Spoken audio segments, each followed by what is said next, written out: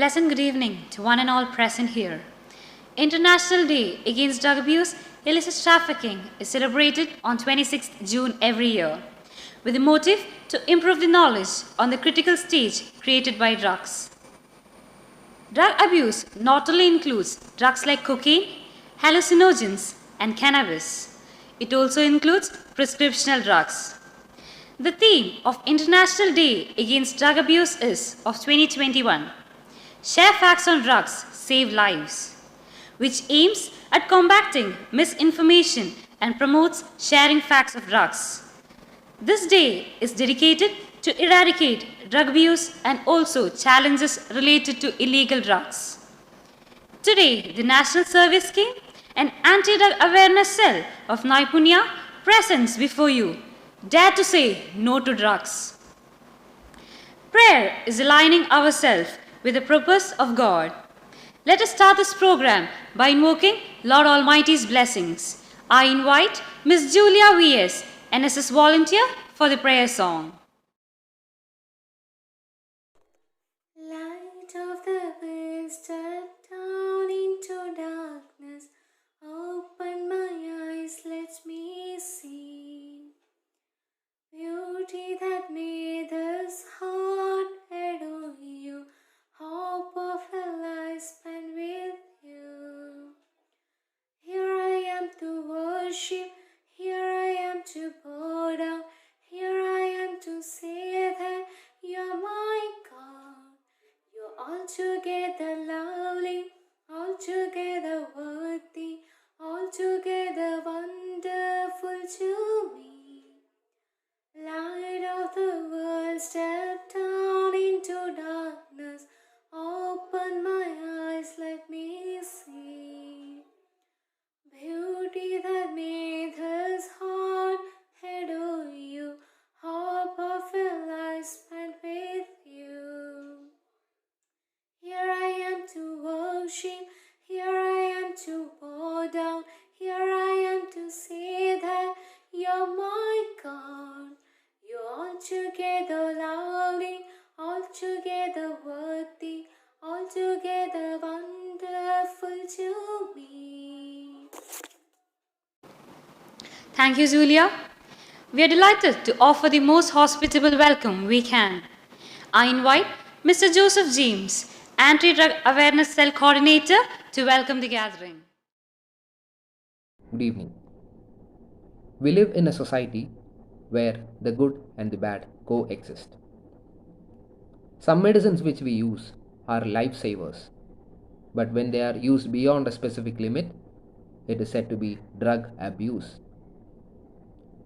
Who gives us the right drugs? Who gives us the right measurements so that it may be used as medicines? We barely know. We have amongst us Mr. Arun BK, the Circle Inspector of Korati Circle, to give us awareness regarding these things. I am Mr. Joseph James from the Department of Commerce, Naipunya Institute of Management and Information Technology, Pongam, and I am here to welcome the panel who is going to give us insights regarding the drug and drug abuse. It's my privilege and pleasure to invite Reverend Dr. Paulachan KJ, the Executive Director and Principal of Naipunya Institute of Management and Information Technology, Pongam. I also invite our Assistant Executive Director, Father Renson, and our Campus Minister, Father Jose, who are both a constant support and motivation to the DARE Club. I welcome Ms. Teresa Parakel, our Academic Vice Principal, and Mr. Robert Fernandez, our Vice Principal for Campus Administration, to this gathering. I would now make use of this opportunity to welcome all the heads of the departments, all the faculty members, and the panel members from our students who are here to this online gathering. A discussion is not meant for the panelists alone. It should benefit the society and all the viewers. I wholeheartedly welcome each and everyone to this online panel discussion. Thank you. Thank you, sir. Now, I would like to welcome the guiding light of our institution, the man of great enthusiasm and inspiration to all of us, our beloved Executive Director and Principal, Reverend Dr. Pauliton KG. With immense pleasure, I welcome you, Father, for the Presidential Address. Good evening, all of you. Respected Arun VK, the Circle Inspector of our Corretti, my dear faculty team, my dear students, I'm really happy that we have a different mode of a program that is happening today. It's really great that the enthusiastic team of our NSS members and Naipunya DARE team, which is always in the forefront to fight against the menace drug abuse and ill trafficking, is here today with a program which is to make everybody take a pledge against this greatest evil that is in the society. And in a period of a pandemic like this, where our students and entire young community have to be locked down at their home itself, they are not free to move outside. Their energy which is with them is not let out unless as they had been in the campus where they had a lot of opportunities to meet with their friends, to spend in the classrooms, to talk to their teachers, to meet their colleagues, batchmates in different classrooms, and to be free from all negative energy which is with them is not present today.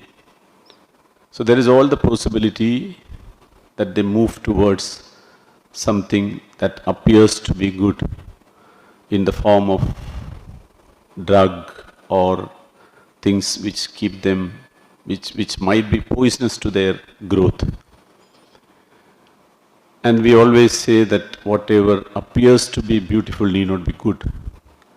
So at the outset, if these things appear to be good or appear to be beautiful to them, we are sure that it has led a lot of hundreds of young people to the destructive part of their life.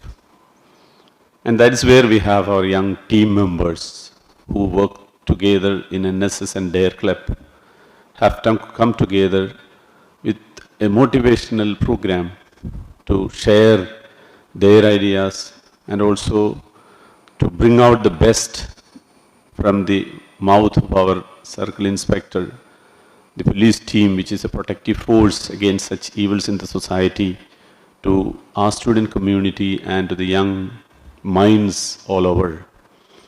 So I congratulate the efforts of my students for having organized this program, having come out to this campus, made this program possible so that it becomes a positive energy to everyone who views this program. I also appreciate the efforts of the coordinators, the NSS coordinators, DARE team coordinators, for having taken lead to conduct a program of this sort. So let this be an effective program for you. Maybe the outcome that comes out from you, from every one of you, be useful to the society in saying no to this great menace, this poisonous, destructive force in the society, so that we have an energetic young community which is always working for the constructive growth of our society. Thank you. Thank you, Father. Down these mean streets a man must go, who is not himself mean, and who is neither tarnished nor afraid, says Raymond Chandler. One of the major pillars of this move against drugs is undoubtedly our law enforcement officers. And today we are very glad and honored to have one such distinguished officer with us, Mr. Arun BK, Circle Inspector of Police, Corretti. He is with us today to give answers to our queries and thereby make us aware about the importance of the day. I wholeheartedly welcome you, sir, to the session. I also welcome the volunteers of NSS and Anti-Drug Awareness Cell to raise their queries. Today, we have Arun sir, Circle Inspector of Police, Koratti, here to discuss on the topic of drug abuse. So we wholeheartedly welcome you, sir, to the session. അപ്പോൾ sir ഞാൻ തന്നെ ചോദ്യം ചോദിക്കാം. So sir, ഇപ്പോഴത്തെ സിറ്റുവേഷനിൽ drug users ഇങ്ങനെ കൂടിക്കൊണ്ടിരിക്കുകയാണ്. അപ്പോൾ ഇതെങ്ങനെയാണ് നമ്മുടെ സൊസൈറ്റീനെ അഫക്റ്റ് ചെയ്യുക? ഡ്രഗ് യൂസേഴ്സ് കൂടിക്കൊണ്ടിരിക്കുന്നു എന്ന് നമ്മൾ പറയുന്നു. എങ്ങനെയാണ് കൂടുന്നത് എന്ന് നാം ആദ്യം നോക്കണം. ഇതിൽ ഡ്രഗ് യൂസിങ് കൂടുന്നത് അതിന് ആവശ്യക്കാരുടെ എണ്ണം വർദ്ധിക്കുന്നുണ്ട്. അതുപോലെ തന്നെ അവൈലബിലിറ്റിയും നല്ല രീതിയിൽ ആൾക്കാർക്ക്, അതായത് ഇതിപ്പോഴും അവൈലബിൾ ആകുന്നു എന്നുള്ളത് കൊണ്ടാണ് ഇത് കൂടുന്നതിനുള്ള ഒരു കാരണം. ഇതെങ്ങനെയാണ് സൊസൈറ്റിയെ ബാധിക്കുന്നതെന്ന് ചോദിച്ചു കഴിഞ്ഞാൽ, ഒരു ഫാമിലിയിൽ ഒരു വ്യക്തി അയാൾ ഒരു ഡ്രഗ് ഉപയോഗിക്കുകയാണെന്നുണ്ടെങ്കിൽ അത് അയാളെ തന്നെ ബാധിക്കും. അതുപോലെ തന്നെ അത് അയാളുടെ കുടുംബത്തെ ബാധിക്കും, അത് സമൂഹത്തെ ബാധിക്കും. അയാളുടെ വ്യക്തിപരമായിട്ടുള്ള കാര്യത്തിലാണെങ്കിൽ അയാളുടെ ആരോഗ്യം പല രീതിയിൽ നശിക്കുക, നമുക്കെല്ലാം അറിയാം. അതുപോലെ തന്നെ പല ഹീനിയസ് ആയിട്ടുള്ള ഒഫൻസും, പല ഹീനമായിട്ടുള്ള കുറ്റകൃത്യങ്ങൾക്കും ഈ ഡ്രഗ് എന്ത് ചെയ്യുന്നുണ്ട്, ഒരു കാരണമാകുന്നുണ്ട്.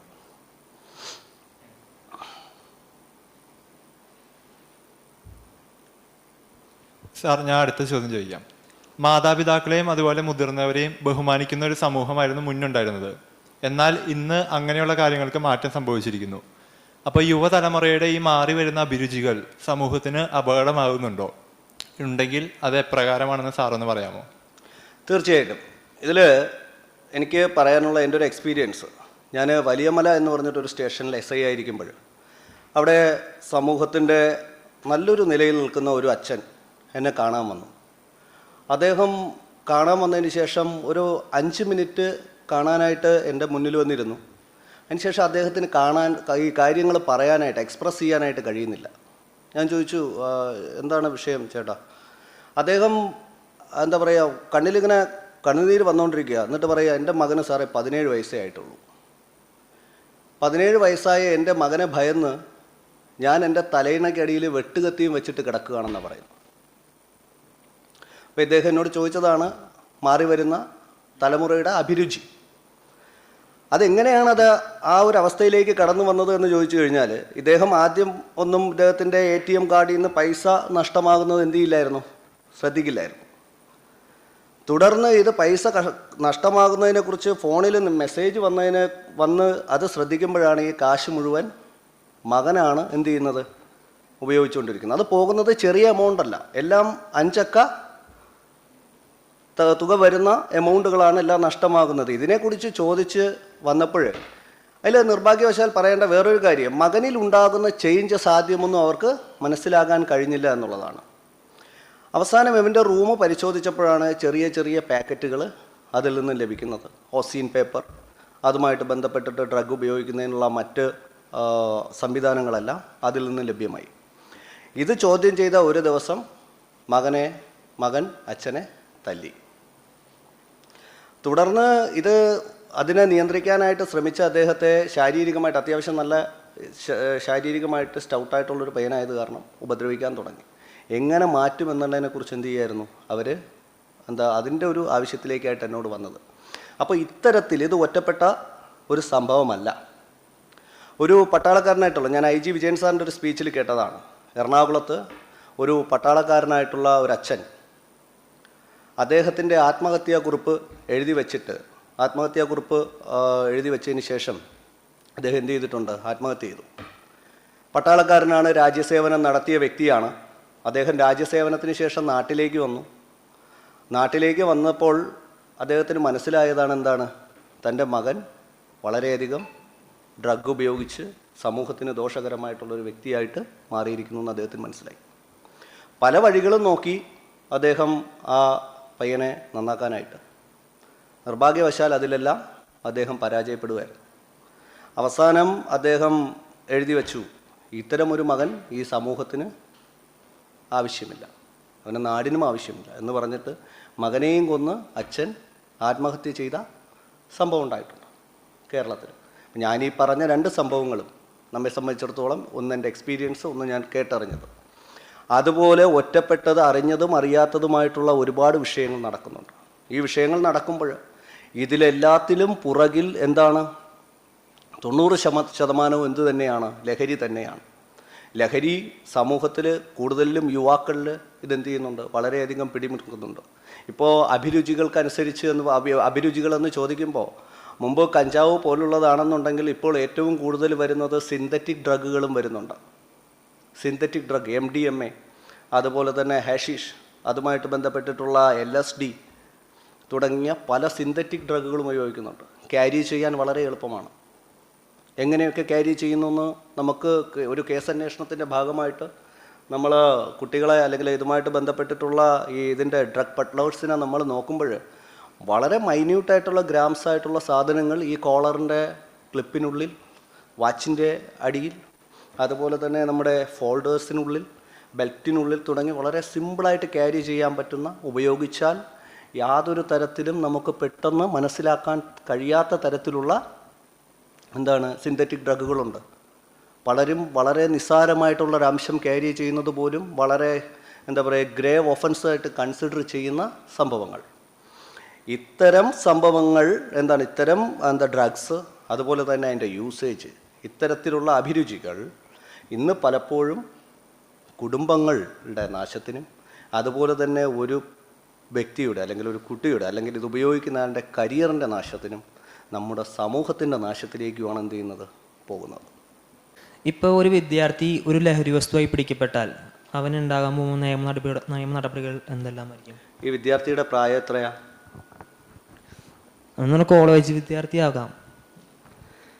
18 വയസ്സിന് മേലെയുള്ള അല്ലെങ്കിൽ ഒരു ഒഫൻസ് ഇപ്പോൾ 18 വയസ്സിന് താഴെയുള്ളതായാലും 18 വയസ്സിന് മേലെയുള്ള ആയാലും ഒഫൻസ് എന്ത് തന്നെയാണ്? ഒഫൻസ് തന്നെയാണ്. ഈ പിടിക്കപ്പെടുന്ന വസ്തു, ഈ ഒരു ഡ്രഗ് എന്ന് പറയുന്നതിൽ പല കാറ്റഗറി ഉണ്ട്. സിന്തറ്റിക് ഡ്രഗ് ഉണ്ട്, അതുപോലെ തന്നെ ഗഞ്ച പോലുള്ള മറ്റ് ഡ്രഗ്സ് ഉണ്ട്. അത്തരത്തിൽ പല വെറൈറ്റി ആയിട്ടുള്ള ഡ്രഗ്സ് ഉണ്ട്. ഇത് നാം പൊസഷനിൽ ഒരാളിൻ്റെ കയ്യിൽ നിന്നും നമുക്ക് കിട്ടിക്കഴിഞ്ഞു കഴിഞ്ഞാൽ ഈ സാധനം പൊസസ് ചെയ്യുന്നത് തന്നെ ഇല്ലീഗലായിട്ടുള്ള ഒരു ഡ്രഗ് നമ്മളുടെ കൈവശം വയ്ക്കുന്നത് തെറ്റാണ്. അപ്പോൾ ആദ്യമായിട്ടും നിങ്ങൾ പൊസസ് ചെയ്യുകയാണെങ്കിൽ തീർച്ചയായിട്ടും ആദ്യത്തെ ചോദ്യം നിങ്ങളോട്, ഈ സാധനം നിങ്ങൾക്ക് കൊണ്ടു നടക്കുന്നതിന് എന്തെങ്കിലും അധികാരപത്രമോ അതുമായിട്ട് ബന്ധപ്പെട്ടിട്ടുള്ള മറ്റെന്തെങ്കിലും രേഖകളോ കൈവശം ഉണ്ടോ എന്ന് ചോദിക്കും. അതില്ല എന്ന് പറഞ്ഞു കഴിഞ്ഞാൽ അതിൻ്റെ പൊസഷൻ എന്തായി? ഇല്ലീഗലായി. ഇല്ലീഗലാകുമ്പോൾ അതെന്തായി മാറി? ഒരു ഒഫൻസായി മാറി, അല്ലേ? അപ്പോൾ അതിനെ എന്ത് ചെയ്യും? കൃത്യമായിട്ടും ഈ ഒഫൻസ് ആകുമ്പോൾ തന്നെ ഇത് ഡിറ്റക്റ്റ് ചെയ്യുന്നതിന് വേണ്ടിയിട്ട് സർക്കാർ നിയമിച്ചിരിക്കുന്ന ഉദ്യോഗസ്ഥരുണ്ട്. സർക്കാർ അതായത് NDPS ആക്ട് ഉപയോഗിക്കാനായിട്ട് അധികാരപ്പെടുത്തിയ ഉദ്യോഗസ്ഥർ. അത് മേ ബി പോലീസിൽ നിന്നാവാം, അതല്ലാന്നുണ്ടെങ്കിൽ എക്സൈസിൽ നിന്നാവാം, നർക്കോട്ടിക് കൺട്രോൾ ബ്യൂറോയുടെ ഉദ്യോഗസ്ഥരുണ്ടാകാം. അത്തരത്തിലുള്ള ഉദ്യോഗസ്ഥർക്ക് എന്ത് ചെയ്യാം? ആ വ്യക്തിയെ ആ സമയം എന്ത് ചെയ്യാം? അയാൾ ചെയ്ത കുറ്റം പറഞ്ഞ് മനസ്സിലാക്കിയതിന് ശേഷം അതുമായിട്ട് ബന്ധപ്പെട്ടിട്ടുള്ള മറ്റ് പ്രൊസീജിയറിലേക്ക് കടക്കാം. മറ്റ് പ്രൊസീജിയറുകൾ എന്ന് പറഞ്ഞു കഴിഞ്ഞാൽ അത്തരം കൊണ്ടുവന്ന വ്യക്തി ഇപ്പോൾ വാഹനത്തിലാണ് വന്നതെങ്കിൽ ആ വാഹനവും അയാളോടൊപ്പം ഉള്ള ആളും അത് ക്യാരി ചെയ്തിട്ടുണ്ടെങ്കിൽ അയാളെയും എന്ത് ചെയ്യാം? ഡിറ്റെയിൻ ചെയ്ത് നിർത്താം. അത് കഴിഞ്ഞതിന് ശേഷം ന്യായമായിട്ടും ബോഡി സെർച്ചുമായിട്ട് ബന്ധപ്പെട്ടിട്ടുള്ള പ്രൊസീജിയറുകളും മറ്റും വരുമ്പോൾ അതിലെന്ത് ചെയ്യാം? അവർക്ക് ഗസറ്റഡ് ഓഫീസറുടെയോ മജിസ്ട്രേറ്റിൻ്റെയോ ഒക്കെ സാന്നിധ്യം ആവശ്യമാണെന്ന് പറഞ്ഞു കഴിഞ്ഞാൽ അതുൾപ്പെടെയുള്ള കാര്യങ്ങൾ അവിടെ കൊണ്ടുവന്നതിന് ശേഷം അതുമായിട്ട് ബന്ധപ്പെട്ടിട്ടുള്ള മറ്റ് നടപടിക്രമങ്ങൾ പാലിച്ചുകൊണ്ട് ബോഡി സെർച്ചുകളും മറ്റും നടത്തുകയും തുടർന്ന് ഈ കൊണ്ടുവന്ന ആളിൻ്റെ പരിശോധനയും മറ്റും നടത്തി അയാളിൽ നിന്നും കിട്ടുന്ന സാധനങ്ങൾ മാസപ്രകാരം ബന്ദോബസ്തിലെടുത്തതിന് ശേഷം എന്ത് ചെയ്യും? മറ്റ് നടപടിക്രമം സാധനം എടുക്കുകയും ഇത് ഇല്ലീഗൽ സാധനമാണെന്ന് മനസ്സിലാക്കി കഴിഞ്ഞാൽ അറസ്റ്റ് രേഖപ്പെടുത്തുകയും തുടർന്ന് കോടതിയിൽ അയാൾ കൊണ്ടുവന്നിട്ടുള്ള വസ്തുവും അതുപോലെ തന്നെ അയാളെയും അത് കൺവേ ചെയ്യാനായിട്ട് ഉപയോഗിച്ച മാർഗം, മേ ബി വെഹിക്കിളായിരിക്കാം, അല്ലെങ്കിൽ മറ്റെന്തെങ്കിലും സംവിധാനങ്ങളായിരിക്കാം, അതുൾപ്പെടെ എന്ത് ചെയ്യും? കോടതിയിൽ ഹാജരാക്കും. അപ്പോൾ ബന്ധപ്പെട്ട റെലവൻ്റ് ആയിട്ടുള്ള സെക്ഷൻസ് അട്രാക്റ്റ് ചെയ്യുന്ന മുറയ്ക്ക് കോടതിയിൽ നിന്ന് എന്ത് ചെയ്യും? അയാൾ റിമാൻഡ് ചെയ്യുകയോ മറ്റു നടപടികളുമായിട്ട് എന്ത് ചെയ്യും? മുന്നോട്ട് പോകും. ഇത് മനസ്സിലാക്കാനുള്ളൊരു കാര്യമെന്ന് പറഞ്ഞു കഴിഞ്ഞാൽ നർക്കോട്ടിക് NDPS ആക്ട് പ്രകാരമുള്ള കേസുകളെ സംബന്ധിച്ചിടത്തോളം എല്ലാ കേസുകളും വളരെ ഗൗരവതരമായിട്ടുള്ള രീതിയിലാണ് കോടതികൾ കാണുന്നത്. അതിൻ്റെ ഒഫൻസുകളും അത്തരത്തിൽ ഗൗരവമേറിയത് തന്നെയാണ്. ഇപ്പം ഞാൻ നേരത്തെ പറഞ്ഞതുപോലെ തന്നെ സിന്തറ്റിക് ഡ്രഗ് ആയിട്ടുള്ള ഉൽപ്പന്നങ്ങളിൽ 2 ഗ്രാം പോലും കൈവശം വയ്ക്കുന്നത് ഗ്രേവ് ഒഫൻസായിട്ട്. ഗ്രേവ് ഒഫൻസ് മീൻസ് ഗുരുതര കുറ്റകൃത്യമായിട്ട് കാണുന്ന സംഭവങ്ങളുണ്ട്. അതുകൊണ്ട് തന്നെ നമ്മെ സംബന്ധിച്ചിടത്തോളം ഈ സാധനം എങ്ങനെ വന്നു എന്ന് പറഞ്ഞാൽ എനിക്കറിയില്ല എന്ന് പറഞ്ഞിട്ടും, അതുപോലെ തന്നെ ഇത് എൻ്റെ വണ്ടിയിൽ എങ്ങനെ വന്നു എന്നറിയില്ല എന്നും പറഞ്ഞിട്ടൊന്നും ഈസി ആയിട്ട് എസ്കേപ്പ് ചെയ്ത് പോകാനായിട്ട് ഉള്ള വശം ഇല്ല. പിന്നെ ഞാനൊരു കാര്യം കൂടെ പറയാം. ഒരിക്കലും അതൊരു കുറ്റം ചെയ്യാത്ത ഒരാളിനെ കുറ്റത്തിൽ പെടുത്താനുള്ളതെന്നല്ല ഉദ്ദേശിച്ചത്. കുറ്റം ചെയ്ത ഒരാളിനെ സംബന്ധിച്ചിടത്തോളം ഒരിക്കലും അതിൽ നിന്ന് എന്ത് ചെയ്യാൻ പറ്റത്തില്ല, ഈസി ആയിട്ട് എസ്കേപ്പ് ചെയ്ത് പോകാൻ കഴിയില്ല. അത്തരം വളരെ കൃത്യതയും അതുപോലെ തന്നെ വളരെയധികം സ്ട്രിക്റ്റ് ആയിട്ടുള്ള നിയമമാണ് ഏതെന്ന് പറയുന്നത് NDPS ആക്ട്. ഓക്കെ സാർ, ഈ ലഹരിയുടെ ഉപയോഗം മൂലമുള്ള ആരോഗ്യ പ്രശ്നങ്ങളെ പറ്റി ഒന്ന് പറയാമോ? തീർച്ചയായിട്ടും. നമുക്ക് ഓരോരുത്തർക്കും അറിയാം ലഹരിയുടെ ഉപയോഗം തൊട്ടുള്ള ആരോഗ്യ പ്രശ്നങ്ങൾ എന്തൊക്കെയാണ്. ഇപ്പോൾ ലഹരി നാം ഉപയോഗിക്കുമ്പോൾ പലതരത്തിലുള്ള ലഹരികളുണ്ട്. ഇപ്പോൾ മദ്യം ഉപയോഗിക്കുന്ന പോലുള്ള ലഹരി ആയിരിക്കില്ല ഒരു പക്ഷേ എന്ത് ഉപയോഗിക്കുമ്പോൾ, ഈ കഞ്ചാവ് ഉപയോഗിക്കുമ്പോൾ, അതുപോലെ തന്നെ നമ്മുടെ കൊക്കൈൻ ഉപയോഗിക്കുമ്പോൾ. ഇപ്പോൾ ലഹരിയുടെ ഉപയോഗം ആദ്യമായിട്ട് ഇപ്പോൾ മദ്യപിക്കുന്ന ആളാണെങ്കിൽ അതുമായിട്ട് ബന്ധപ്പെട്ട് ആദ്യം ഇതെല്ലാം നമ്മളെ ബാധിക്കുന്ന എവിടെ തന്നെയാണ്? തലച്ചോറിനെയാണ്.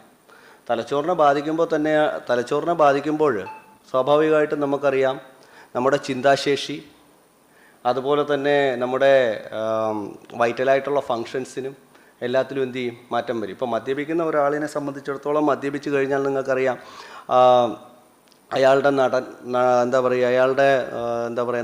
നടത്തവും അതുപോലെ തന്നെ അയാളുടെ സംസാരവും ഇതിലെല്ലാത്തിലും എന്തൊക്കെ മാറ്റം വരുമെന്ന് നാം ഓരോരുത്തരും കാണുന്നതാണ്. ഇത്തരം മാറ്റങ്ങളിലൂടെ ഇപ്പോൾ പലതരം വാഹനാപകടങ്ങൾ, ശാരീരിക പ്രശ്നങ്ങളെക്കുറിച്ചാണ് ഞാൻ പറയുന്നതെങ്കിൽ പോലും ഒന്ന് രണ്ട് കാര്യങ്ങളുണ്ട്. പലതും നമ്മൾ കണ്ടിട്ടുള്ള പല വാഹനാപകടങ്ങളിലും മദ്യപിച്ചുണ്ടാകുന്ന വാഹനാപകടങ്ങളുണ്ട്. ഇതെന്തുകൊണ്ടാണ് സംഭവിക്കുന്നത്? അത് ശാരീരികമായിട്ടുണ്ടാകുന്ന ബുദ്ധിമുട്ടുണ്ട്.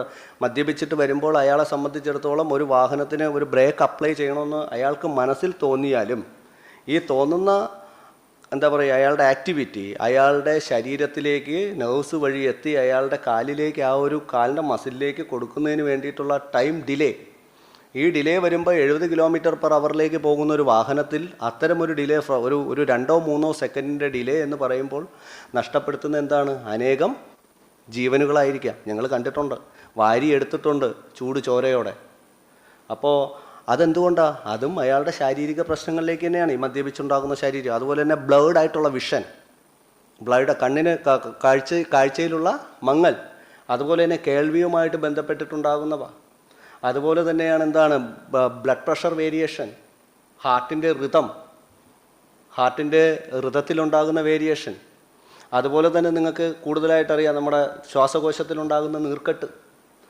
ഏറ്റവും പ്രധാനമായിട്ടും മദ്യം ബാധിക്കുന്ന, ഏറ്റവും കൂടുതൽ ഗുരുതരമായിട്ട് ബാധിക്കുന്ന നമ്മുടെ ശരീരത്തിലെ റീജനറേറ്റീവ് കപ്പാസിറ്റിയുള്ള ഓർഗൻ കരൾ, നമുക്കറിയാം സിറോസിസ് എന്ന് പറയുന്ന രോഗം നമുക്ക് പല കലാകാരന്മാരുടെയും കാര്യങ്ങൾ നമ്മൾ കണ്ടിട്ടുള്ളതാണ്. അതുപോലെ തന്നെ ഇത്തരത്തിലുണ്ടാകുന്ന രോഗങ്ങൾക്ക് അടിപ്പെട്ട് ഏറ്റവും കൂടുതൽ ബുദ്ധിമുട്ട് അനുഭവിക്കുമ്പോൾ ആ ബുദ്ധിമുട്ടിലൂടെ, ഇപ്പോൾ ഈ സിറോസിസ് പോലുള്ള രോഗം, എൻ്റെ മുത്തച്ഛന് സിറോസിസ് ആയിരുന്നു. സിറോസിസ് അതിനുശേഷം ലീഡ് ചെയ്തു ക്യാൻസറിലേക്ക് മാറി.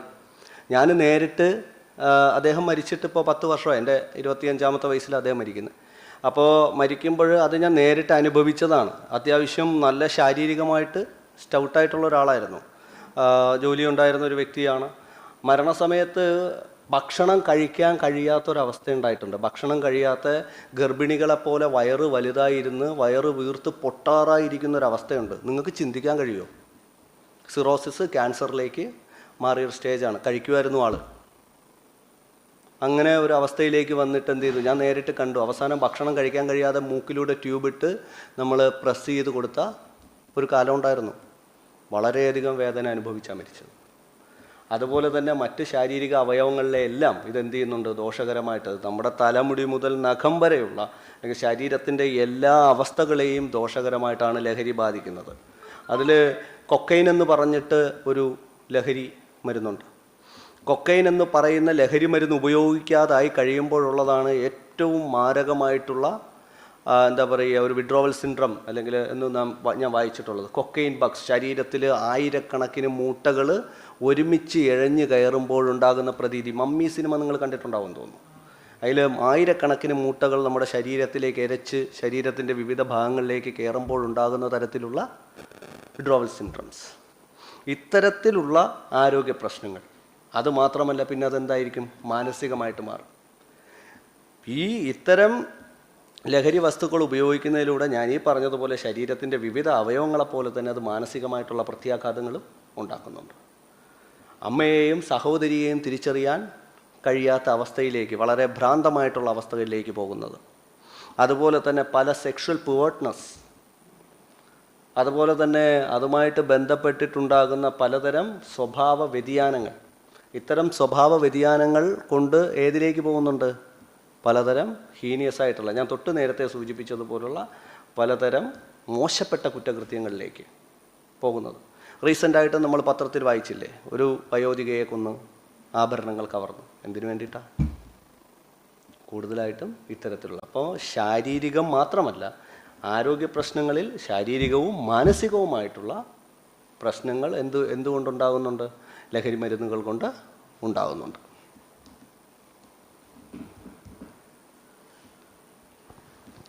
സർ, ഇപ്പം നമ്മുടെ നാട്ടിൽ കൂടുതലായിട്ട് കാണുന്നത് അണുകുടുംബങ്ങളാണ്. അപ്പോൾ ഈ അണുകുടുംബ വ്യവസ്ഥ കൂടുതലായിട്ട് ലഹരി മരുന്നുകളുടെ ഉപയോഗത്തിലേക്ക് നയിക്കുന്നുണ്ടോ?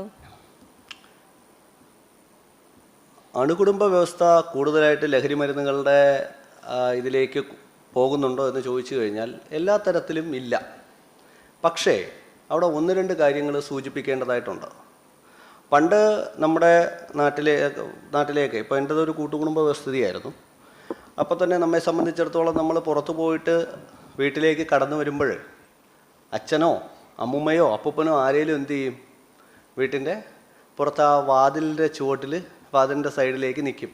നമ്മൾ കയറി വരുമ്പോൾ നമ്മുടെ ആ ഒരു ശരീരത്തിൻ്റെ മണത്തിൽ നിന്നും അറിയാം നമുക്ക് തരത്തിലുള്ള എന്തെങ്കിലും തരത്തിൽ അബ്നോർമാലിറ്റി ഉണ്ടോ എന്ന് എന്ത് ചെയ്യാൻ പറ്റും? കൃത്യമായിട്ടും അറിയാൻ പറ്റും. പിന്നെ വേറൊരു കാര്യം എന്ന് വെച്ച് കഴിഞ്ഞാൽ, ഒരു കൂട്ടുകുടുംബ വ്യവസ്ഥിതിയെ സംബന്ധിച്ചിടത്തോളം അവിടെ ഇപ്പോൾ അച്ഛൻ അമ്മ എന്നതിലുപരി പേരപ്പനുണ്ടാകാം, അമ്മായി ഉണ്ടാവാം, അതുപോലെ തന്നെ അപ്പൂപ്പനുണ്ടാകാം. തുടർന്ന് അപ്പോൾ ഒരാൾ പലതരം സ്ക്രീനിങ്ങിന് വിധേയമായിട്ടാണ് ആ വീട്ടിനുള്ളിൽ എന്ത് ചെയ്യുന്നത്? ജീവിക്കുന്നത്. അപ്പോൾ ആ ഒരു സ്ക്രീനിങ് എന്ന് പറയുന്നത് നമ്മെ സംബന്ധിച്ചിടത്തോളം ഒരു പ്രൊട്ടക്ഷനാണ്. ഈ പ്രൊട്ടക്ഷൻ എന്ന് പറയുമ്പോൾ ഒരാൾ ഒരു തെറ്റ് ചെയ്യുമ്പോൾ ഇതിപ്പോൾ എന്താണ്, അതിനുള്ള ചാൻസുകൾ, ഒരു തെറ്റ് ചെയ്യാനുള്ള ചാൻസ് എന്ത് ചെയ്യുന്നുണ്ട്? കുറയുകയാണ് ചെയ്യുന്നത്. പക്ഷേ നേരത്തെ ചോദിച്ച അണുകുടുംബത്തെ സംബന്ധിച്ചിടത്തോളം ഇപ്പോൾ അച്ഛൻ അമ്മ ഒരു കുട്ടി, ആ ഒരു കുട്ടിയെ സംബന്ധിച്ചിടത്തോളം അച്ഛൻ ജോലിക്ക് പോകുന്നു, അമ്മയും ഒരു പക്ഷേ എംപ്ലോയിഡ് ആയിരിക്കാൻ ജോലിക്ക് പോകുക, അല്ലെങ്കിൽ എവിടെയെങ്കിലും പോവുകയാണെങ്കിൽ അവരെ സംബന്ധിച്ചിടത്തോളം ചാൻസ് ലഭിക്കുകയാണ്. എന്തിൻ്റെ ചാൻസ്? ഈ ചാൻസ് പല രീതിയിലായിരിക്കും. നല്ല കാര്യങ്ങൾക്കും ചാൻസ് ഉണ്ടാകാം, മോശം കാര്യങ്ങൾക്കും ചാൻസ് ഉണ്ടാകാം. ഇപ്പോൾ അച്ഛനും അമ്മയും വീട്ടിലില്ല എന്നുണ്ടെങ്കിൽ സ്വാഭാവികമായിട്ടും ഈ ഉപയോഗിക്കുന്ന കുട്ടിയാണെങ്കിൽ, അല്ലെങ്കിൽ ഉപയോഗിക്കാനുള്ള ടെംപ്റ്റേഷൻ ഉള്ള കുട്ടിയാണെങ്കിൽ, അല്ലെങ്കിൽ ഇതുമായിട്ട് ബന്ധപ്പെട്ട് ആരെങ്കിലും അയാളെ എന്ത് ചെയ്യുകയാണ്, ഒന്ന് പ്രോത്സാഹിപ്പിക്കുകയാണ്, പ്ലീസ് ഇതൊന്ന് ഉപയോഗിക്കാനായിട്ട് നീ ഒന്ന് ചാൻസ് എടുത്ത് നോക്കിക്കൂടെ എന്ന് ചോദിച്ചു കഴിഞ്ഞാൽ, എവരില്ലാത്ത സമയത്ത് ആ കുട്ടിയെ സംബന്ധിച്ചിടത്തോളം അത് എന്ത് ചെയ്യുന്നുണ്ടൊരു ചാൻസ്. ഈ ഒരു ചാൻസ് എന്ത് ചെയ്യുന്നുണ്ട്? പലപ്പോഴും ദുരുപയോഗം ചെയ്യപ്പെടുന്നു. പക്ഷേ എങ്കിലും എല്ലാ അണുകുടുംബങ്ങളിലും വളരെ ഭംഗിയായിട്ട് പോകുന്ന അണുകുടുംബങ്ങളുണ്ട്. എങ്കിൽ പോലും പല കാര്യങ്ങളിലും ആ ഒരു സാഹചര്യം പലപ്പോഴും ദുർവിനിയോഗം ചെയ്യപ്പെടുന്നു എന്ന് പറയാം. പക്ഷേ അണുകുടുംബങ്ങളിൽ ഈ സംഭവങ്ങൾ, അണുകുടുംബങ്ങളല്ലാതെ നേരത്തെ പറഞ്ഞ കൂട്ടുകുടുംബങ്ങളിലും ഉണ്ട്. എങ്കിൽ പോലും ഇവിടെ ചാൻസുകൾ വളരെയധികം ഏറെയാണ്. പ്രത്യേകിച്ച് ഒരു മകളോ ഒരു മകനോ ഒക്കെ ഉള്ളതാണെന്നുണ്ടെങ്കിൽ തീർച്ചയായിട്ടും അത് എന്ത് ചെയ്യുന്നുണ്ട്? ഇത്തരത്തിലുണ്ട്. അപ്പോൾ പാരൻസ് എന്ത് ചെയ്യണം? കൂടുതലായിട്ടും ശ്രദ്ധിക്കണം. എങ്ങനെ ശ്രദ്ധിക്കണം? പാരൻസിനോട് ഈ ഒരു അവസരത്തിൽ എനിക്ക് പറയാനുള്ളൊരു കാര്യം എന്ന് വെച്ച് കഴിഞ്ഞാൽ, അണുകുടുംബം ആയിക്കോട്ടെ കൂട്ടുകുടുംബം ആയിക്കോട്ടെ, ഒരു കുട്ടി പുറത്ത് പോയിട്ട് വരുമ്പോൾ തീർച്ചയായിട്ടും അവൻ കൊണ്ടുവരുന്ന സാധനങ്ങൾ എന്തൊക്കെയാണെന്ന് നാം എന്ത് ചെയ്യണം? പരിശോധിക്കണം. എന്ന് പറഞ്ഞാൽ കുട്ടികൾ പോയിട്ട് വരുമ്പോൾ എല്ലാവരും കൃത്യമായിട്ടും അവരെ സംശയത്തിൻ്റെ മുൾമുനയിൽ നിർത്തണമെന്നല്ല ഞാൻ ഉദ്ദേശിച്ചത്. പലപ്പോഴും കുട്ടികളുടെ സംബന്ധിച്ചിടത്തോളം പൈസ, ഞാൻ ആദ്യം പറഞ്ഞതുപോലെ തന്നെ പൈസ വീട്ടിൽ നിന്നും നഷ്ടപ്പെടുന്നുണ്ടോ എന്ന് നോക്കുക. അല്ലെങ്കിൽ പൈസ കൂടുതലായിട്ട് കുട്ടിയുടെ കയ്യിൽ ഉണ്ടോ എന്ന് നോക്കുക. പൈസ നഷ്ടപ്പെടുകയാണെങ്കിലും നാം നോക്കണം. അതുപോലെ തന്നെ പൈസ അവരുടെ കയ്യിൽ കൂടുതലായിട്ടുണ്ടെങ്കിലും നാം ശ്രദ്ധിക്കേണ്ടതായിട്ടുണ്ട്. കാരണം ഇതിൻ്റെ സോഴ്സ് എവിടെ നിന്നാണെന്ന് അറിയണം. അതുപോലെ തന്നെ കൂട്ടുകാർ, ഇപ്പോൾ ഈ പറഞ്ഞതുപോലെ തന്നെ യുവാക്കളുടെ ഏറ്റവും വലിയ പ്രശ്നം, അല്ലെങ്കിൽ ഏറ്റവും വലിയ അഡ്വാൻറ്റേജ്, ഒരുപാട് അഡ്വാൻറ്റേജുകളുണ്ട്. എന്തുവാണ്? എനർജി, ഹൈ എനർജി ലെവലാണ്. അപ്പോൾ അതുപോലെ തന്നെ അവരെ സംബന്ധിച്ചിടത്തോളം, യുവാക്കളെ സംബന്ധിച്ചിടത്തോളം റിസ്ക് എടുക്കാനുള്ള അവരുടെ ആ ഒരു കഴിവ്, അതിനേക്കാളും പ്രത്യേകതയാണ് ഇവരെ സംബന്ധിച്ചിടത്തോളം എന്താണ്, ഏത് റിസ്ക് ഏറ്റെടുത്താലും അത് വിജയിപ്പിക്കാനുള്ള ആഗ്രഹം. ഈ ഒരു അവസരത്തിലായിരിക്കും നമ്മളെ സംബന്ധിച്ചിടത്തോളം സ്കൂളിലായാലും കോളേജിലായാലും എവിടെയെങ്കിലുമൊക്കെ എന്ത് ചെയ്യുന്നത്, നമ്മൾ എത്തപ്പെടുന്നത്. അപ്പോൾ അവിടെ ഞാൻ നേരത്തെ പറഞ്ഞു വന്നതിലൂടെ ഈ ഒരു അവസരത്തിൽ അവർക്ക് അത് നെഗറ്റീവായിട്ട് ഉപയോഗിക്കാനായിട്ട് ഉള്ള ചാൻസുകൾ അവർക്ക് ലഭ്യമാകും. ആ ചാൻസുകൾ എന്ത് ചെയ്യണം, ആ ചാൻസുകളാണ് നേരത്തെ പറഞ്ഞതുപോലെ അതാണ് കൂട്ടുകുടുംബം ആയാലും അതുപോലെ കൂട്ടുകുടുംബം അണുകുടുംബം ആയാലും അതുമായിട്ട് ബന്ധപ്പെട്ടുള്ള ആ ഒരു ചാൻസുകളിൽ അത്തരത്തിലുള്ള സമയത്തിൽ കുറേ കൂടെ കരുതൽ ആര് കാണിക്കണം, നമ്മളുടെ രക്ഷിതാക്കൾ കാണിക്കണം. രക്ഷിതാക്കൾ അതിലാണ് ഞാൻ പറഞ്ഞു വന്നത് കൂട്ടുകാരുടെ കാര്യം. കൂട്ടുകാർ ആരാണ് എന്നുള്ള കാര്യം കൃത്യമായിട്ടും എന്ത് ചെയ്യണം, രക്ഷിതാക്കൾ അറിഞ്ഞിരിക്കണം. പീർ ഗ്രൂപ്പ്, ഇപ്പോൾ ഒരു അച്ഛനും അമ്മയും പറയുന്നതിനേക്കാളും കൂടുതൽ അല്ലെങ്കിൽ പറയുന്നതിനേക്കാളും കൂടുതൽ സ്വാധീനം ഉണ്ടാക്കാൻ ആർക്ക് കഴിയും, കൂട്ടുകാർക്ക് കഴിയും. ഒരു പ്രായം കഴിയുമ്പോൾ ഇപ്പോൾ 5 വയസ്സായ ഒരു കൊച്ചിനെ വന്നിട്ട് കൂട്ടുകാരൻ പറഞ്ഞാൽ കേൾക്കില്ല. പക്ഷേ ടീനേജേഴ്സൊക്കെ ആകുമ്പോൾ എന്ത് ചെയ്യും, കൂട്ടുകാർക്ക് വളരെയധികം സ്വാധീനം ഉണ്ടാവും. അതാണ് ഞാൻ നേരത്തെ പറഞ്ഞത്, ടീനേജ് എന്ന് പറഞ്ഞു കഴിഞ്ഞാൽ it's the period of stress and strain and Strom and strive എന്നാണ് പറയുന്നത്. കൊടുങ്കാറ്റിൻ്റെയും വേലിയേറ്റത്തിൻ്റെയും വേലിയിറക്കത്തിൻ്റെയൊക്കെ കാലഘട്ടമാണ് ഇതെന്ന് പറയുന്നത് ടീനേജേഴ്സ്. ആ സമയത്തുണ്ടാകുന്ന ഒരു എനർജി എന്ന് പറഞ്ഞാൽ ഭയങ്കരമാണ്. അപ്പോൾ അതിനെ പ്രോപ്പറായിട്ട് യൂട്ടിലൈസ് ചെയ്യാനായിട്ട് അല്ലെങ്കിൽ മോണിറ്റർ ചെയ്ത് വിടുന്നതിനായിട്ട് മെൻറ്റേഴ്സ് ഉണ്ടാവണം അവർക്ക്. എന്ന് പറഞ്ഞാൽ ആ ഒരു ടൈം നമ്മൾ പ്രോപ്പറായിട്ട് മെയിൻറ്റെയിൻ ചെയ്ത് കൊണ്ടുപോകണം. എന്നിട്ട് അതിലൊരു ഗോളിലേക്ക് ഫിക്സ് ചെയ്ത് അവരെന്ത് ചെയ്യിക്കണം, എത്തിക്കാനായിട്ടുള്ളൊരു ശ്രമമാണ് എന്ത് ചെയ്യേണ്ടത്, അച്ഛനമ്മമാരായാലും എന്താ പറയുക നമ്മുടെ ടീച്ചേഴ്സായാലും ചെയ്യേണ്ടത്. അപ്പോൾ അണുകുടുംബത്തിലെന്നല്ല, നമ്മുടെ കുടുംബത്തിലെന്ന് മാത്രമല്ല, കുട്ടികൾ എവിടെയൊക്കെ എത്തപ്പെടുന്നുണ്ടോ, ഇപ്പോൾ വിദ്യാലയത്തിലായിക്കോട്ടെ കോളേജസിലായിക്കോട്ടെ വീട്ടിലായിക്കോട്ടെ എവിടെയായാലും അവർ പ്രോപ്പറായിട്ട് എന്ത് ചെയ്യണം, മോണിറ്റർ ചെയ്യപ്പെടണം. ഞാൻ നേരത്തെ പറഞ്ഞതുപോലെ ചെറിയ കുട്ടികളാണെങ്കിൽ അവരുടെ കയ്യിലുള്ള പൈസയുടെ കാര്യത്തിൽ ശ്രദ്ധിക്കണം, കൂട്ടുകാരുടെ കാര്യത്തിൽ ശ്രദ്ധിക്കണം, അതോടൊപ്പം തന്നെ അവരുടെ യാത്രകളുടെ കാര്യത്തിൽ ശ്രദ്ധിക്കണം, അതോടൊപ്പം തന്നെ അവരുടെ ചാറ്റിങ്ങിൻ്റെയും അതുമായിട്ട് ബന്ധപ്പെട്ട് എല്ലാത്തിലും നാം എന്ത് ചെയ്യണം, ഒരു ആരോഗ്യകരമായ ശ്രദ്ധയാണ് വേണ്ടത്. എല്ലാ തരത്തിലും സംശയത്തിൻ്റെ മുൾമുനയിൽ നിർത്തി നീ ഇന്നിപ്പോൾ ആരെയാണ് വിളിച്ചത്, നീ എന്തിനാണ് വിളിച്ചത് എന്നല്ല. അതിൻ്റെ വരും വരായികകൾ സ്നേഹത്തോടെ അവരുടെ മനസ്സിലാകത്തക്ക രീതിയിൽ പറഞ്ഞു കൊടുക്കാനുള്ളൊരു മനസ്സ് നമ്മുടെ അച്ഛനും അമ്മയും കാണിക്കണം. കാരണം ഇപ്പോൾ ലോക്ക്ഡൗൺ സിറ്റുവേഷൻ ആയപ്പോൾ എല്ലാവർക്കും വീട്ടിലിപ്പോൾ ഇഷ്ടം പോലെ സമയമാണ്. അമ്മയോടും പല കുട്ടികളോടും എല്ലാവരോടും സംസാരിക്കാനുള്ളൊരു സമയം കിട്ടുന്നുണ്ട്. പല കേസുകളിലും നമ്മൾ ശ്രദ്ധിച്ചിട്ടുള്ളത് വീട്ടുകാർ പരസ്പരം സംസാരിക്കാതിരിക്കുന്നത് കൊണ്ട്. ഒരു കേസിൽ ഞാൻ കിളിമാനൂർ SI ആയിരിക്കുമ്പോൾ ഒരു റെയ്ഡ് നടത്തി വീട്ടിൽ പോയി മകൻ്റെ റൂമിൽ കയറി മകൻ്റെ പെട്ടിയിൽ നിന്നും എന്താണ് പല സാധനങ്ങളും ഡ്രഗ് ഉപയോഗവുമായിട്ട് ബന്ധപ്പെട്ടിട്ടുള്ള പല കാര്യങ്ങളും നമ്മൾ എടുത്തതിന് ശേഷമാണ് രക്ഷിതാക്കൾ മനസ്സിലാകുന്നത് എന്താണ്, എൻ്റെ മകൻ ഇത് ഉപയോഗിക്കുന്ന ആളാണെന്ന്. കാരണം വീട്ടുകാരോട് ചോദിച്ചപ്പോൾ ഞാൻ സംസാരിക്കാറില്ല, മകൻ എന്നോട് സംസാരിക്കാറില്ല. മനസ്സിലായില്ലേ? അപ്പോഴാണ് മനസ്സിലാകുന്നത് എൻ്റെ മകൻ ഇത് ഉപയോഗിക്കുന്ന വ്യക്തിയാണെന്ന്. ഇതൊക്കെ എവിടെ തിരുത്തപ്പെടുമായിരുന്നു?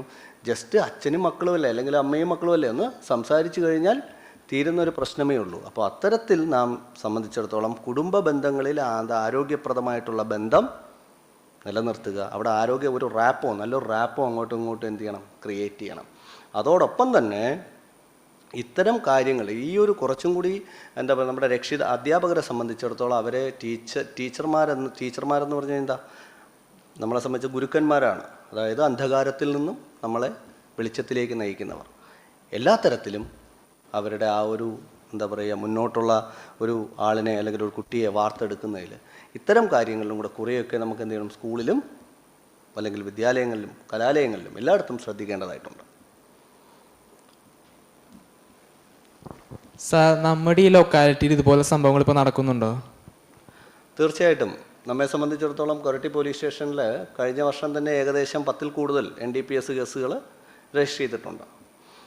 15 കിലോ കഞ്ചാവ് പിടിച്ചതായാലും അതുപോലെ തന്നെ 1.5 കിലോ പിടിച്ചതായാലും പിന്നെ സിന്തറ്റിക് ഡ്രഗായ MDMA അതുപോലെ തന്നെ വാറ്റുചാരായ കേസുകൾ, നിരവധി കേസുകൾ നമ്മുടെ ഈ കൊരട്ടി പോലീസ് സ്റ്റേഷനിലെ Chalakudy sub division Thrissur rural ജില്ലയിൽ കേരളം ഒട്ടാകെ നല്ല രീതിയിലുള്ള ഡിറ്റക്ഷൻസ് നടക്കുന്നുണ്ട്. കേസുകൾ എടുക്കുകയും പ്രതികളെ അറസ്റ്റ് ചെയ്യുകയും ചെയ്യുന്നുണ്ട്. സർ, ഇപ്പോൾ കൂടുതലായിട്ടും കുട്ടികളാണല്ലോ ലഹരി വസ്തുക്കൾ ഉപയോഗിക്കുന്നത്. അപ്പോൾ അവരെ തടയാനായിട്ട് ഗവൺമെൻറ് എന്തെല്ലാം മാർഗനിർദ്ദേശങ്ങളാണ് സ്വീകരിക്കുന്നത്?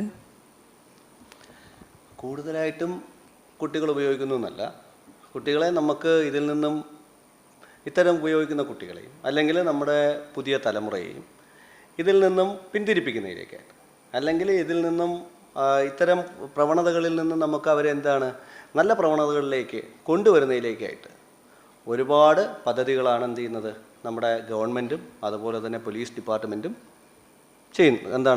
പദ്ധതികളാണ് നടപ്പാക്കി വരുന്നത്. അതിലൊന്നാണ് നിങ്ങൾ ഏവരും കേട്ടിട്ടുണ്ടാവും, ലോകശ്രദ്ധ തന്നെ ആകർഷിച്ച SPC project, students police cadets പദ്ധതി.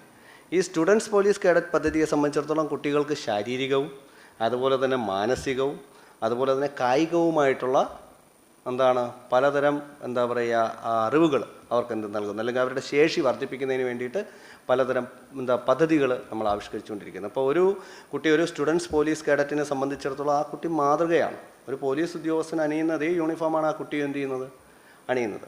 അപ്പോൾ അവനെ സംബന്ധിച്ചിടത്തോളം അവൻ്റെ പ്രഥമ പരിഗണന അല്ലെങ്കിൽ അവന് പ്രഥമമായി ചെയ്യാനുള്ള കാര്യം എന്ന് പറഞ്ഞാൽ നിയമം അനുസരിക്കുക, ദുഷ്പ്രവണതകളിൽ നിന്നും വിട്ടു നിൽക്കുക, തൻ്റെ കൂടെ അല്ലെങ്കിൽ തന്നോടൊപ്പം ഉള്ള ആൾക്കാരെ അത്തരം പ്രവണതകളിൽ നിന്നും വിട്ടു നിൽക്കുന്നതിന് അവരെന്ത് ചെയ്യുക, പ്രേരിപ്പിക്കുക. അതുപോലെ തന്നെ അതിൽ നല്ലൊരു ആപ്തവാക്യമാണ് അതിനുള്ളത്, വി ലേൺ ടു സെർവ്.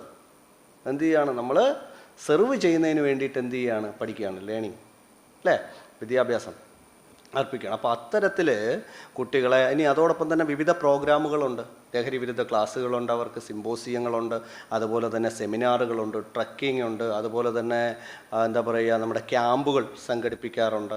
അപ്പോൾ ഇതിൽ നിന്നെല്ലാം അവരെന്ത് ചെയ്യുന്നുണ്ട്, അറിവ് ആർജിക്കുന്നുണ്ട്. സ്റ്റുഡൻസ് പോലീസ് പദ്ധതി, അതുപോലെ തന്നെ ഹോപ്പ് എന്ന് പറഞ്ഞിട്ടുള്ള പദ്ധതിയുണ്ട്. ഹോപ്പ് നിങ്ങൾ കേട്ടിട്ടുണ്ടാവും. പലപ്പോഴും ഈ ഡ്രോപ്പ് ഔട്ടായ കുട്ടികളെ സംബന്ധിച്ച് 10ലും 9ലുമൊക്കെ ഡ്രോപ്പ് ഔട്ട് ആവുന്ന അല്ലെങ്കിൽ സ്കൂളിൽ വരാത്ത കുട്ടികളെ കണ്ടെത്തി അവരുടെ പ്രശ്നങ്ങൾ എന്താണെന്ന് പഠിച്ചതിന് ശേഷം അവർക്കെന്താണ് വേണ്ടുന്ന കരുതൽ നൽകി അവരെ വീണ്ടും മെയിൻ സ്ട്രീമിലേക്ക് കൊണ്ടുവരുന്നതിന് വേണ്ടിയിട്ടുള്ള പദ്ധതികൾ. അതുപോലെ തന്നെ ചൈൽഡ് ആൻഡ് വിമൻ ഡിപ്പാർട്ട്മെൻറ്റുമായിട്ട് ചേർന്നിട്ട് കുട്ടികളെ ഇത്തരത്തിലുള്ള പ്രശ്നം ഉള്ള കുട്ടികളെ കണ്ടെത്തിയിട്ട് അവർക്ക് വേണ്ടുന്ന കുട്ടികളെ കണ്ടെത്തുകയും അവരെ വേണ്ടുന്ന കറക്ഷൻ നൽകുകയും അവരെ വീണ്ടും ഇൻ്റഗ്രേറ്റ് ചെയ്ത് മെയിൻ സ്ട്രീമിലേക്ക് കൊണ്ടുവരുന്നതുമായിട്ട് ബന്ധപ്പെട്ടിട്ടുള്ള പദ്ധതികൾ തുടങ്ങി നിരവധി പദ്ധതികൾ കേരള പോലീസ്. അതുപോലെ തന്നെ നിങ്ങൾക്കറിയാം സ്കൂൾ പ്രൊട്ടക്ഷൻ ഗ്രൂപ്പ്, അതായത് ഒരു സ്കൂളുമായിട്ട് അല്ലെങ്കിൽ കലാലയവുമായിട്ട് ബന്ധപ്പെട്ട സ്ഥലങ്ങളിൽ ഉള്ള ഏരിയയിലെ പോലീസ് ഡിപ്പാർട്ട്മെൻറ്റിലെ ഉദ്യോഗസ്ഥനും എക്സൈസ് ഡിപ്പാർട്ട്മെൻറ്റിലെ ഉദ്യോഗസ്ഥനും അതുപോലെ തന്നെ ഈ ഓട്ടോറിക്ഷ തൊഴിലാളികൾ, ആ മേഖലയുമായിട്ട് പിന്നെ അധ്യാപകർ, ഇവരെല്ലാം കൂടെ ചേർത്തുകൊണ്ട് സ്കൂളിലെ വിദ്യാർത്ഥികൾ എല്ലാവരെയും ചേർത്തുകൊണ്ട് ലഹരി വിരുദ്ധ ക്ലബ്ബ്, സ്കൂൾ പ്രൊട്ടക്ഷൻ ഗ്രൂപ്പ്, അതുമായിട്ട് ലഹരി വിരുദ്ധ ക്ലബിനോടൊപ്പം SPG സ്കൂൾ പ്രൊട്ടക്ഷൻ ഗ്രൂപ്പ്, ഇത്തരം ഗ്രൂപ്പുകളുടെ പ്രവർത്തനങ്ങൾ തുടങ്ങി നിരവധി പദ്ധതികളാണ് എന്ത് ചെയ്യുന്നത് ഗവൺമെൻറ് കൊണ്ടുവരുന്നത്. അതുപോലെ തന്നെ എക്സൈസ് ഡിപ്പാർട്ട്മെൻറ്റിൻ്റേതായിട്ടുള്ള പദ്ധതികൾ വേറെ, വിമുക്തി പോലുള്ള, അതായത് ഇത് അടിമപ്പെട്ട ആൾക്കാരെ ചികിത്സിച്ച് തിരികെ കൊണ്ടുവരാൻ, അടിമപ്പെടാതിരിക്കുന്നതിന് വേണ്ടിയിട്ടും വേണ്ടിയിട്ടുള്ള പദ്ധതികൾ വേറെയും നിരവധി പദ്ധതികളാണ് എന്ത് ചെയ്യുന്നത് ഈ നമ്മുടെ ലഹരിയുമായിട്ട് ബന്ധപ്പെട്ട് ഒരു തരത്തിലും വിട്ടുവീഴ്ച ചെയ്യില്ല എന്നുള്ള നിബന്ധനയോടെ നമ്മുടെ സർക്കാർ നടപ്പിലാക്കി വരുന്നത്. അതോടൊപ്പം തന്നെ പല പോലീസ് സ്റ്റേഷനുകളിലും ജനമൈത്രിയുമായിട്ട് ബന്ധപ്പെട്ടിട്ടുള്ള ജനമൈത്രി യുവജന കൂട്ടായ്മകൾ, അതുപോലെ തന്നെ ജനമൈത്രി സാംസ്കാരിക ക്ലബ്ബുകൾ മുതലായവയെല്ലാം ഇതിനോടൊപ്പം നടത്തി വരുന്നുണ്ട്. അതുപോലെ തന്നെ നിങ്ങൾ കേട്ടിട്ടുണ്ടാകും പല പദ്ധതികൾ, say yes to football, say no to drug, അങ്ങനെ തുടങ്ങിയിട്ട് പലതരത്തിലുള്ള ഓരോ ഉദ്യോഗസ്ഥൻ്റെ അല്ലെങ്കിൽ ഓരോ നമ്മുടെ ഹയർ ഒഫീഷ്യൽസിൻ്റെയും ആശയത്തിനനുസരിച്ചുള്ള പല നല്ല നല്ല പദ്ധതികളും നടപ്പിലാക്കി വരുന്നുണ്ട്. ഓക്കെ സാർ, ഇതുവരെ സാറ് പറഞ്ഞിരുന്നത് ഞങ്ങൾക്ക് കുറേ നല്ല അറിവുകൾ കിട്ടി. കാരണം ഡ്രഗ് ഉപയോഗിച്ചിട്ട് കുറേ പ്രശ്നങ്ങൾ ഉണ്ടാകുന്നുണ്ട്. അതിനെക്കുറിച്ചെല്ലാം സാറ് പറഞ്ഞു തന്നപ്പോൾ കുറേ നല്ല അറിവുകളാണ് ഞങ്ങൾക്ക് കിട്ടിയത്. ഇവിടുത്തെ ഞങ്ങളുടെ നൈപുണ്യ വിദ്യാർത്ഥികളോട് സാറിന് എന്താണ് പറയാനുള്ളത്? വളരെ കുറച്ച് കാര്യങ്ങൾ മാത്രമാണ് ഈ ഒരു വിഷയത്തിൽ ഞാൻ പറഞ്ഞത്. ഇതെന്ന് പറഞ്ഞു കഴിഞ്ഞാൽ ഈ ഡ്രഗ്സ് അതുപോലെ തന്നെ അതിൻ്റെ അബ്യൂസിങ് അതുമായിട്ട് ബന്ധപ്പെട്ടുള്ള പ്രശ്നങ്ങൾ എന്ന് പറഞ്ഞു കഴിഞ്ഞാൽ വാസ്റ്റ് ആൻഡ് വൈഡ് ടോപ്പിക്കാണ്. തീർച്ചയായിട്ടും ഒരു സിമ്പിളായിട്ട് ഒരു 10-15 മിനിറ്റ് കൊണ്ട് നമുക്ക് പറഞ്ഞു കളയാൻ കഴിയുന്ന കാര്യങ്ങളല്ല. എനിക്ക് നൈപുണ്യയുടെ വിദ്യാർത്ഥികളോട് പറയാനുള്ളത്, നമ്മെ സംബന്ധിച്ചിടത്തോളം നാം ഇതുമായിട്ട് ബന്ധപ്പെട്ടിട്ട് സിമ്പോസിയങ്ങൾ സംഘടിപ്പിക്കും, സെമിനാറുകൾ സംഘടിപ്പിക്കും, ഇതുപോലുള്ള ഇൻ്റർവ്യൂസ് സംഘടിപ്പിക്കും, പല കാര്യങ്ങളും നമ്മൾ ഇതുമായിട്ട് ബന്ധപ്പെട്ട അവയർനെസ് പ്രോഗ്രാംസ് എല്ലാം സംഘടിപ്പിക്കാറുണ്ട്. പക്ഷേ ഇവിടെ ഇതിൽ നമുക്ക് ചെയ്യാനുള്ളൊരു കാര്യം എന്ന് പറഞ്ഞാൽ നമ്മൾ ചേഞ്ചസ് വരുത്തേണ്ടത് നമ്മിൽ തന്നെയാണ്. സമൂഹം നമുക്ക് നന്നാക്കാം, നാട് നന്നാക്കാം, ഇതെല്ലാം നമുക്ക് ചെയ്യണമെന്നുണ്ടെങ്കിൽ ആദ്യത്തെ ചേഞ്ച് വരാനുള്ളത് ആർക്കായിരിക്കണം? നമ്മളിൽ തന്നെയാണ്. നമ്മൾ ചേഞ്ചായി കഴിഞ്ഞു കഴിഞ്ഞാൽ എന്താകും? ഓട്ടോമാറ്റിക്കായിട്ട് കുടുംബം നന്നാകും, സമൂഹം നന്നാകും, അതുപോലെ തന്നെ നമ്മുടെ നാട് നന്നാകും. നമ്മുടെ ഇന്ത്യയുടെ സമ്പത്ത് എന്ന് പറഞ്ഞു കഴിഞ്ഞാൽ ആരാണ്? യുവാക്കളാണ്. വളരെ വലിയ ഒരു യുവജന സമ്പത്തുള്ള രാജ്യമാണ് നമ്മുടെ ഇന്ത്യ. അപ്പോൾ ഈ ഒരു ഇന്ത്യയെ സംബന്ധിച്ചിടത്തോളം ആ ഒരു യുവാക്കളുടെ തലച്ചോറുകൾ എപ്പോഴും വളരെ പ്രകാശ സമാനമായ ബുദ്ധിയും അതുപോലെ തന്നെ ശരീരത്തിന് കാര്യരുമ്പിൻ്റെ കരുത്തും വേണം. ഇത് രണ്ടും നമുക്ക് വേണമെന്നുണ്ടെങ്കിൽ തീർച്ചയായിട്ടും നമ്മെ സംബന്ധിച്ചിടത്തോളം ലഹരി നമ്മുടെ ശരീരത്തെ കീഴ്പ്പെടുത്തിയാൽ ഒരിക്കലും നമുക്കിത് ഇത്തരത്തിലുള്ളൊരു തെളിമയുള്ള ബുദ്ധിയും കരുത്തുള്ള ശരീരവും ലഭ്യമാകില്ല. ഈ രണ്ടെണ്ണം ഉണ്ടെങ്കിൽ മാത്രമേ നമ്മെ സംബന്ധിച്ചിടത്തോളം നമുക്ക് ഉയരങ്ങൾ കീഴടക്കാനും അതുപോലെ തന്നെ നമുക്ക് കൃത്യമായിട്ടുള്ള തീരുമാനങ്ങൾ എടുക്കാനും നമ്മുടെ മനസ്സിലുദ്ദേശിച്ച സ്ഥലത്തേക്ക് നമ്മുടെ ഒരു ഫോക്കസ് അച്ചീവ് ചെയ്ത് കഴിഞ്ഞാൽ ആ ഒരു ഫോക്കസിലേക്ക് നമുക്ക് എത്തണമെങ്കിൽ നമ്മുടെ ലക്ഷ്യത്തിലേക്ക് ഇത് രണ്ടും നമുക്ക് വേണം. എനിക്ക് നൈപുണ്യോടെ എൻ്റെ പ്രിയപ്പെട്ട അനുജന്മാരോടും അനുജത്തിമാരോടും പറയാനുള്ളത്, നമ്മുടെ ലഹരി എന്ന് പറഞ്ഞാൽ എപ്പോഴും ജീവിതമായിരിക്കണം. എപ്പോഴും നമ്മുടെ ജീവിതത്തിനെ കുറിച്ച് നമ്മുടെ നമ്മുടെ ജീവിതത്തെ എപ്പോഴും ലഹരിയായിട്ട് കാണുക, ലഹരിയെ നമ്മൾ എന്നേക്കുമായിട്ട് ഉപേക്ഷിക്കുക. ഇത് മാത്രമാണ് എനിക്ക് നിങ്ങളോട് പറയാനുള്ളത്. ഓക്കെ, നന്ദി സാർ. ഇത്രയും നല്ല സെക്ഷൻ ഞങ്ങൾക്ക് നല്ല കാര്യങ്ങൾ പറഞ്ഞു തന്നതിന് അരുൺ സാറിന് എൻ്റെ പേരിലും ഞങ്ങളുടെ കോളേജിൻ്റെ പേരിലും നന്ദി പറഞ്ഞോളൂ. Okay, thank you. Thank you, sir, and thank you, my dear friends. It was absolutely an informative session. As we express our gratitude, we must never forget that the appreciation is to utter words and live by them. I invite Mr. Arun Joy, NSS Volunteer Secretary, to propose the vote of thanks. Good evening to all. Showing gratitude is one of the simplest yet most powerful things human can do each other. I believe this is the time to thank everyone who made this event happen. First, I would like to thank our dear principal, Reverend Dr. Paulushan KJ, who has been a support for us from the very planning stage till this moment of the program. Thanks a lot, Father. The resource person for today's program was Mr. Arun BK, Circle Inspector of Police, Korati. Dear Sir, we are really grateful to you for your willingness to share your time and knowledge with us. The session was highly informative and need of the hour. Thanks a lot, sir. Special thanks to all management members, HODs of various departments, and faculty members, especially the IT team for their support and cooperation. I would also like to extend my sincere thanks to the teacher coordinators of NSS and Anti-Drug Awareness Cell. It was their support and guidance materialized this event. Thanks a lot, my dear teachers. Thanks to all my dear friends who raised their queries and made the session effective and lively. Special thanks to all the volunteers of NSS and Anti-Drug Awareness Cell and all other friends who contributed to the event by their valuable presence. Once again, thanking you all. Thank you. Thank you, Arun. Kick off the drugs before it kicks you. Don't fall into a trap. Don't let drugs trick you and take away your life. Be proud of yourself and say no to drugs and make a right choice. Thank you all for the participation. Thank you.